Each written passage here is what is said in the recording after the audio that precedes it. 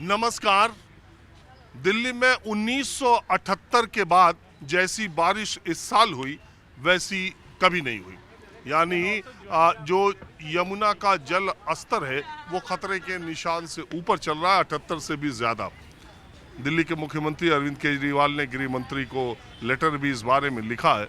मैं 1978 का जिक्र इसलिए कर रहा हूँ कि उसी समय देश में राजनीतिक घटनाक्रम भी बड़ा तेजी से बदला था। उस समय कुछ साल 78 से कुछ साल पहले उस समय की सबसे ताकतवर, सबसे लोकप्रिय देश की नेता इंदिरा गांधी के खिलाफ देश का विपक्ष एकजुट हुआ था। और इस बार 2023 में इतने सालों के बाद देश का पूरा विपक्ष एक बार फिर ताकतवर प्रधानमंत्री, लोकप्रिय प्रधानमंत्री नरेंद्र मोदी से दो दो हाथ करने के लिए अब इकट्ठा हो रहा है। यानी बारिश, मौसम और सियासत, ये तीनों का रिश्ता कुछ कुछ दिखाई दे रहा है। मैं बात ये कर रहा हूँ कि बिहार में विधानसभा का सत्र चल रहा है, हंगामे की वजह से आज वो न चल सका। भारतीय जनता पार्टी कल एक बहुत बड़ा मार्च बिहार में निकालने जा रही है। जो चार्जशीट हुई है तेजस्वी यादव की, उस पर वो इस्तीफा मांग रहे हैं। तो इस तरह का माहौल वहाँ बनाया जा रहा है। कर्नाटक में विपक्षी दलों की एकता की बैठक है। 18 जुलाई को एनडीए ने भी अपनी बैठक दिल्ली में बुलाई है, जिसमें माना जा रहा है कि कई नए साथी छोटे दलों के एनडीए के साथ आ सकते हैं। तो जो 2024 के चुनाव के लिए जो माहौल बनाया जा रहा है, अभी आपने मुझे कल तक मुंबई में देखा, क्योंकि महाराष्ट्र की सियासी उठापटक अपनी तरह की चल रही है। 3 बार तीनों नेताओं में, एकनाथ शिंदे, देवेंद्र फडणवीस और अजीत पवार में बैठक हो चुकी, लेकिन अभी भी मंत्री परिषद का बंटवारा नहीं हुआ है। तो मैंने सोचा कि मौसम कुछ इधर बदल रहा है, अब थोड़ा दिल्ली की तरफ चला जाए। तो दिल्ली के कनॉट प्लेस में मैं आया हूँ। आपको मालूम है कि जहाँ जैसे जो लोग रहते हैं, वैसे मैं आम लोगों से जानने की कोशिश करता हूँ कि माहौल क्या है। बोलिए। माहौल ये है सर कि जो है अभी तक तो 15 लाख मिले नहीं। हाँ, चाहिए था क्या? 15 लाख नहीं मिले, और न ही जो है समझ लो बच्चों को रोजगार मिला। हमारे दो बच्चे ऐसे ही जो है घूम रहे हैं। जो पढ़ रहा है उसको मिलेगा ना, सबको सरकारी नौकरी मिलेगी। नहीं, जो पढ़ के घर बैठे हुए हैं वो तो। अब हमारे उम्र के बच्चे क्या होगा, पढ़ेंगे नहीं तो क्या होगा है? पढ़ के तो एकदम बेकार बैठे हुए हैं। यही मेन चीज बेरोजगारी है, बस और कुछ नहीं। जो मेन चीज मुख्य इस देश की जो है समस्या बेरोजगारी है। महंगाई तो है ही है, लेकिन बेरोजगारी जब हो जाएगी ना तो महंगाई कोई मायने नहीं रखती है। पैसा हाथ में रहता है तो महंगाई कोई दिक्कत नहीं है। पैसा ही नहीं है लोगों के पास, तब तो महंगे नजर आते हैं कोई भी चीज। सरकार तो कह रही है कि बेरोजगारी के लिए वो काम कर रही है। देख रहे हैं कितना कहते हैं। देखिए कहाँ पर बेरोजगारी, हर जगह बच्चे बैठे हुए, मेरे खुद के बच्चे बैठे हुए हैं। तो मैं किसको कहूँ, दूसरे को जो है घर में अपना ही खुद देख रहे हैं हम। तो ये जो विपक्षी एकता वाले एक हो रहे, ये क्या रोजगार की गारंटी है? अब देखिए, इनके संबंध में तो मैं कुछ नहीं कर सकता हूँ, क्योंकि अभी तो ये अंधेरे में है, और अंधेरा जो है समझ लो कब तक जो है क्या चल रहा देश में। आप कहाँ के रहने वाले? मैं यूपी का रहने वाला हूँ। कहाँ का? नोएडा में रहता हूँ। तो क्या जमीनी स्तर पर लोगों के बीच में चर्चा क्या है?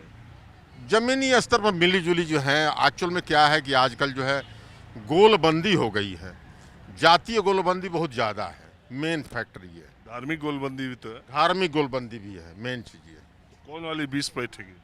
20 तो मुझे तो लगता है कि जो है अब देखिए, अब क्या कहें, धार्मिक गोलबंदी तो उतना मायने मुझे नहीं समझ में आती है। जातीय गोलबंदी ज़्यादा नुकसान करेगी, जो है ज़्यादा नुकसान करेगी जातीय गोलबंदी। देश का या बीजेपी का? समस्या जाति ही है, और जाति गोलबंदी बहुत धार्मिक जाति। देखिए, मैं जो है ये मैं बहुत स्पष्ट मान्यता मेरी है कि इस देश से जातिवाद पता नहीं कब खत्म होगा। आपको देख लीजिए, हर जो है मतलब कि जाति के लोग अपना अपना जाति के एक पार्टी बना लिए हैं, और क्या, और वही नुकसानदेह सबसे ज्यादा है, देश के लोकतंत्र के लिए नुकसानदेह है। मैं तो हमेशा कहता हूँ, प्रख्यात समाजवादी नेता ज्ञानेश्वर मिश्रा एक बात कहते थे कि जिन लोगों ने जाति की राजनीति की या जातिवादी राजनीति कर रहे हैं, वो लोग देश में लोकतांत्रिक क्रांति कर सकते हैं। लेकिन बात क्या है कि जो जाति की राजनीति या जातिवादी पार्टियां हैं वो पैसे और परिवार से ऊपर उठ नहीं पाती, और इसलिए वो जो लोकतांत्रिक भूमिका उनकी होनी चाहिए वो नहीं निभा नहीं पाती। हो पाती। जाति रहेगा तो लोकतंत्र नहीं आ सकता है सर। अरे ये भी जाति लोकतंत्र रहे है। खत्म हो। जिसकी जितनी संख्या बारी। अरे ये सब जो चीजें सब भाषणों में है और कुछ नहीं है। ये सब चीजें ऐसे क्या नहीं नाम है होती। आपका? मेरा नाम श्याम बिहारी। श्याम बिहारी। अरे आगे भी कुछ है? श्याम बिहारी बौद्ध। हाँ? आजकल तो बौद्ध लिखते हैं बनाने के लिए दूसरे को दूसरे को नहीं। अंदाजा लगाते रह जा। नहीं नहीं, एक्चुअल में पहले जो मेरा एक्चुअल में नेम श्याम बिहारी राम है, लेकिन जो है मैं शेड्यूल कास्ट से बिलोंग करता हूँ और मैं अपने आप को जो है बौद्ध ही अब लिखता हूँ, क्योंकि मुझे जो है मैं सोचता हूँ कि यार धार्मिक जो है पछड़ापन जो है अच्छी बात नहीं है। धार्मिक जो है नास्तिक बन के जियो। बुद्धिस्ट बौद्ध धर्म सबसे अच्छा नास्तिक विचारधारा है और सबसे अच्छा जो है नैतिक विचारधारा अगर देखा जाए तो बौद्ध में ही है और कहीं नहीं। इसीलिए मैं अपने आप दलित वोटों के नाम पर जिसने सबसे ज्यादा देश में राजनीति की, उनको विपक्षी दल दौलत की बेटी कहने लगे। अब वो कहीं दिखाई भी नहीं देती। उस पर भी कुछ प्रकाश डालेंगे आप? हाँ, मैं तो ये कहूँगा कि एक्चुअल में जो बहुजन समाज पार्टी की जो हमारा जो वो मुझे जहाँ तक ये है कि मैं जो ज़्यादातर जो है सामाजिक अगर जो है समरसता की बात मैं नहीं करता। सामाजिक जो समानता अगर आएगी तो वही बहुजन एक समाज बात बताइए, हाँ। ये जो दलित शेड्यूल कास्ट में भारतीय जनता पार्टी का पेनिट्रेशन आप देख पा रहे हैं, अंदर हो पा रहा है? बीजेपी का तो आपकी हिलेगा, थोड़ा हिलेगा, बहुत हिलेगा, बहुत हिलेगा। मैं क्यों? वजह क्या वजह? हिलेगा इसका वजह है कि इन्होंने जो भी वादे किए, मतलब कि बेरोजगारी का और इसके बाद सारा जो सिस्टम जो है कॉन्ट्रैक्ट में करते चले जा रहे हैं। बड़े बड़े जो है BSNL देखिए, रेलवे देखिए, कहीं जो है कुछ नहीं है। हमारे पिताजी खुद रेलवे में थे और जो मैं भी जो समझ लीजिए मेरे बेटे जो ऐसे ही घूम फिर रहे हैं। क्या करें? चलिए ठीक है, हम तो देखिए ऐसे ही बैठे रहते, लोगों से चर्चा करते रहते, जो जहाँ मिल ना जाए। सर, ठीक है, बिल्कुल जो है करिए सर जो है, और लोगों को जगाइए।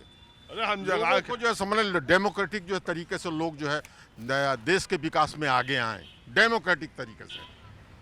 तो ये मैं तो लोगों से चर्चा, मैं कोई मजमा नहीं लगाता, मैं सबसे पूछता रहता हूँ माहौल क्या है। देश में जो है जब तक लोकतंत्र नहीं होगा तब तक जो अरे है लोकतंत्र क्यों नहीं है? लोकतंत्र बस जाति तंत्र में कन्वर्ट हो गया है। लोकतंत्र है ही नहीं है, अभी तो जाति तंत्र चल रहा है।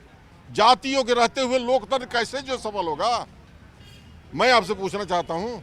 ये आपकी बात बहुत जायज है, मैं तो देखता रहता हूँ, ये खत्म होने का नाम ही और बढ़ते जा रहा है। नहीं वो जैसे खत्म होगा, जैसे ऐसी वक्त स्थिति आएगी, बीत रहा है खत्म होगा। और बढ़ रहा है।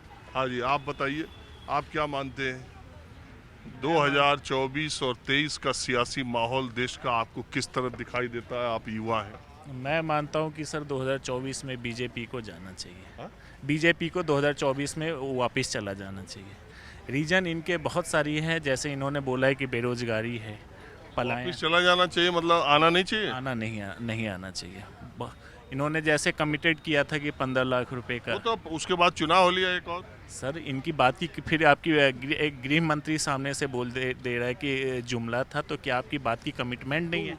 या अगर आप पहले एक बात बता दें, वो 2014 के चुनाव के बाद की बात है। उसके बाद 19 का चुनाव हो लिया, बीजेपी को और मोदी जी को और सीट दे दिया देश ने।